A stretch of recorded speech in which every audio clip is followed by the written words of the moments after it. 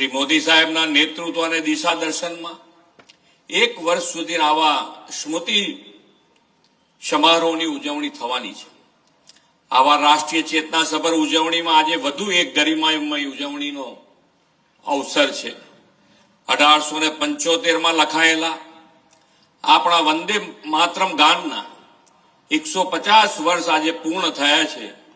તેની રાષ્ટ્રવ્યાપી ઉજવણી વડાપ્રધાન શ્રી મોદી સાહેબના માર્ગદર્શનમાં થઈ રહી છે। આ ગીત બંકિમચંદ્ર ચટ્ટોપાધ્યાયજી દ્વારા આનંદ મંથ નવલકથામાં પહેલીવાર પ્રકાશિત થયું હતું। પહેલીવાર જ્યારે રવિન્દ્રનાથ ટાગોરે આ ગીત ગાયું ત્યારે દેશના નાગરિકોને એક અદ્ભુત રોમાંચક અનુભવ થયો હતો। વંદે માતરમ માત્ર એક ગીત નથી, એ તો ભારતના આત્માનો નાદ છે।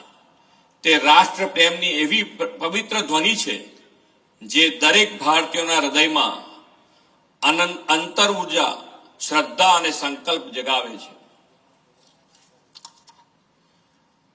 આ એવો ક્રાંતિકારી મંત્ર છે કે જેને બોલતા જ 140 કરોડ ભારતીયોના હૃદયના તાર રણઝણી ઉઠે છે અને માતૃભૂમિ પ્રત્યે વંદનનો ભાવ સમર્પણમાં પરિવર્તિત થાય છે। વંદે માતરમ એ રાષ્ટ્રગીત તો છે જ, પરંતુ પ્રેરણા ગીત પણ છે, જેને સ્વતંત્રતા સંગ્રામથી લઈ આજ દિવસ સુધી સૌના હૃદયમાં એક આગવું સ્થાન બનાવ્યું છે।